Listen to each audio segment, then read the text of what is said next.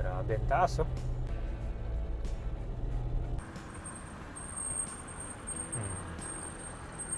Ito yung pinaka matarik na nadaanan natin kanina.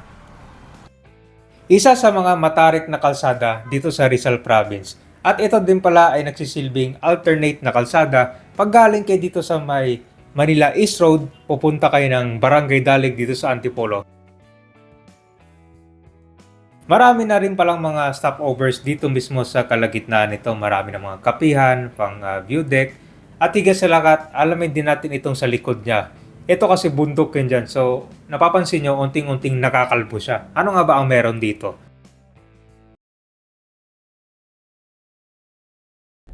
Nandito tayo sa Manila East Road. Dito sa may Angono ng Rizal Province.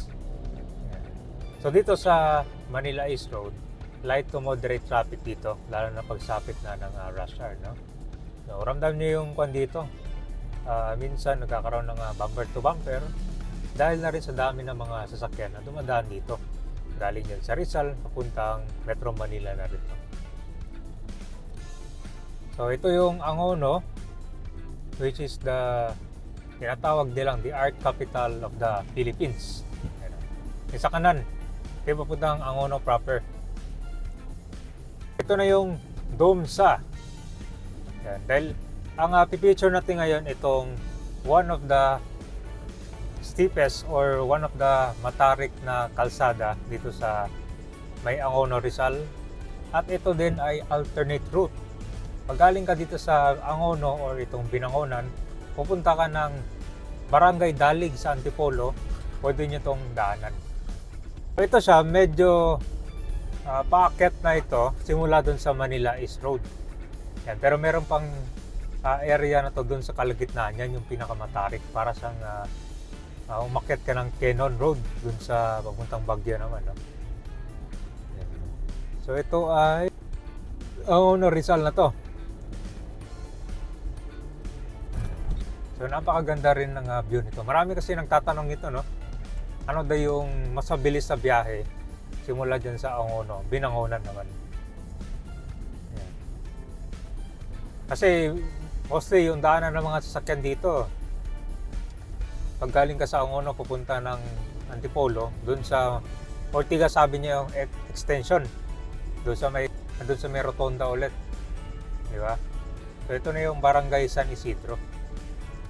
So prior dito dun sa kalagitnaan yung matarik na, nagkaroon din ng mga road widening dito sa kalsada. Pinaayos din. Kaya kita mo dito, halos sementado yung mga ibang kalsada dito. Ito din ay dinadayo ng mga bikers, lalo na pag weekends dahil syempre bukod sa matarik ito, napakaganda ng mga tanawin dito kapag nagbabike ka. Marami din mga trucks ang dumadaan dito. Kita mo yung kalsada dito, malawak, no? Kung gusto nyong mamasyal dito, kabayan, pero malapit lang dito sa Metro Manila, pwede nyo itong puntahan dito. Grabe yung dito, oh. Dito kabayan, paakyat na to siya, oh.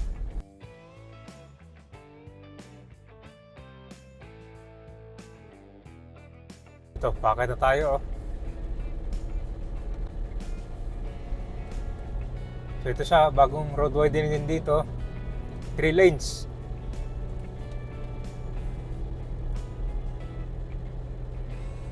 So ito guys, so paakyat na tayo.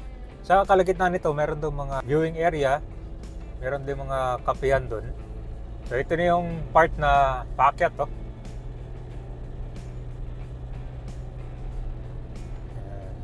So dating mo sa kalagitnaan, magkita-kita mo yung view ng Laguna de Bay dito. Tingnan mo dito, di ba, oh? Yan, oh. Sobrang tarik, oh. Meron pang nito, mas mataas, ha. Papunta dun sa East Ridge.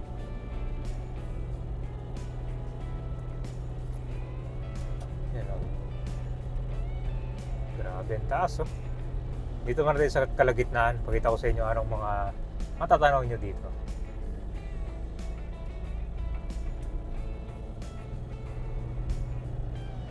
Grabe, taas oh.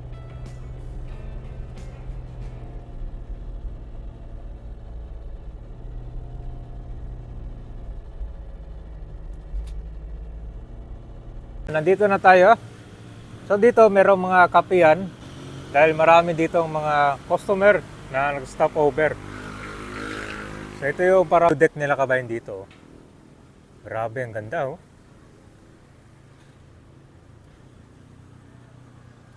So yan yung Laguna de Bay sa likod oh. Kung i-zoom pa natin, matatanaw natin yung Metro Manila.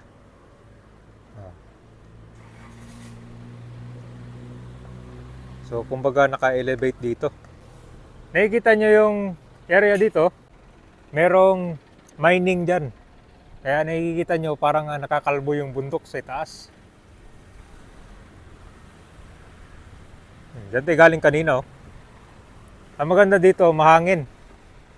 Kaya magandang pasyalan to lalo na pag ngayong panahon medyo taglamig, makulimlim.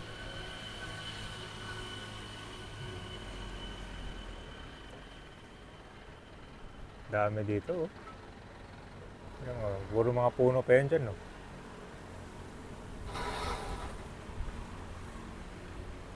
So ito yung mga kape yan, meron din mga kwan dito, tapsilogan.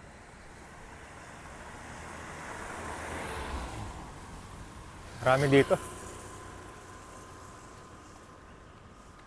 Punta mo natin sa pinaka-kalagitnaan nito. Ay, mas dumadami na yung mga establishment pala dito. Ito, kakaibang style lang ba, no? Ganda, oh. Ito naman mga Infinite. Ice coffee.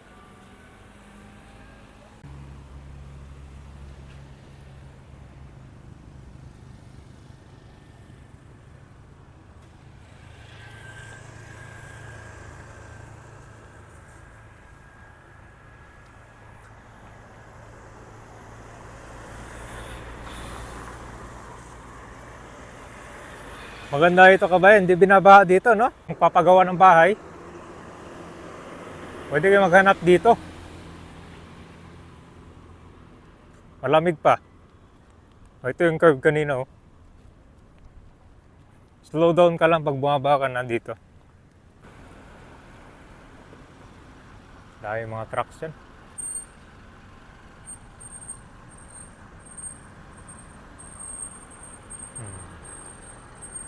Ito yung pinaka matarik na nadaanan natin kanina.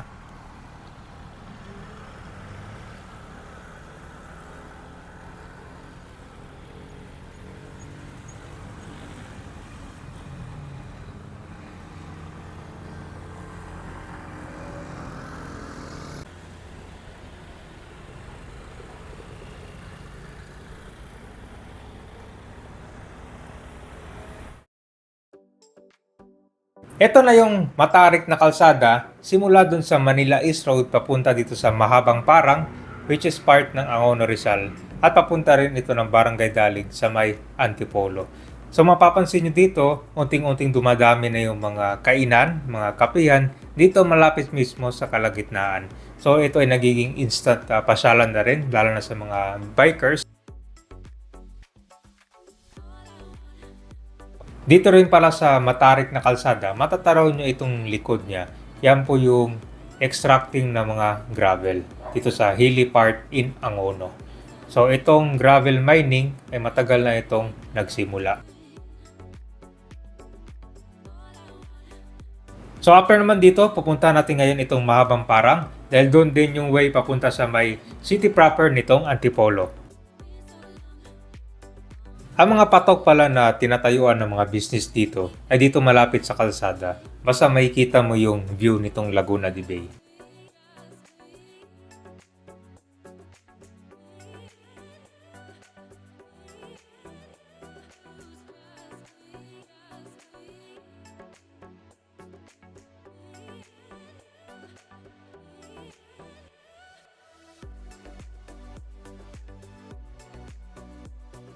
Okay, papunta na tayo ngayon dun sa Mahabang Parang, which is barangay, part pa rin ng Angono Rizal.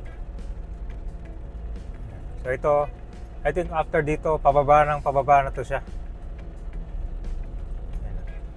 So, napakataas, di ba? Gitang-gita mo yung view ng dito, Laguna de Bay. Ito. Okay, so ito naman yung part na pababa. So, pagdating sa kalagitnaan, paakyat na naman to siya. Ayan. Ang dami mga bahay dito, oh. Kita mo yung sa kaliwa, oh. Di ba? Nasa taas talaga. So dito yung karamihan ng mga cyclists, no? Yung pabilisan. Paunahan, sino makarating dyan sa taas. Medyo steep na dito, yun. Oh, talagang mapapa-challenge ka dito, oh.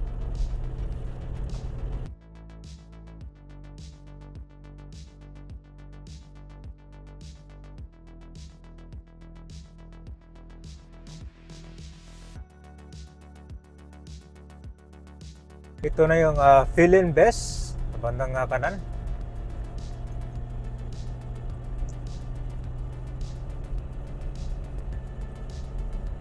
So dito na yung papuntang Manuel L. Quezon extension dito sa dulo.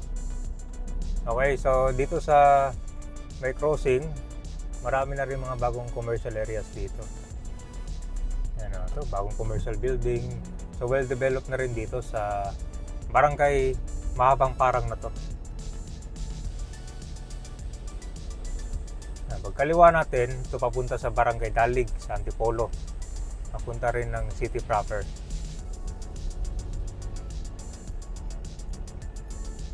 So ito, di ba? Ang ganda na dito. Naayos na rin kalsada. Kasi nung huling punta ko dito, naayos pa to. Dahil papunta dito sa Manuel Quezon. Yan, ito, kaliwa ka lang dito. Antipolo proper na yan, no? Di ba? Mapili siya pero walang matarik.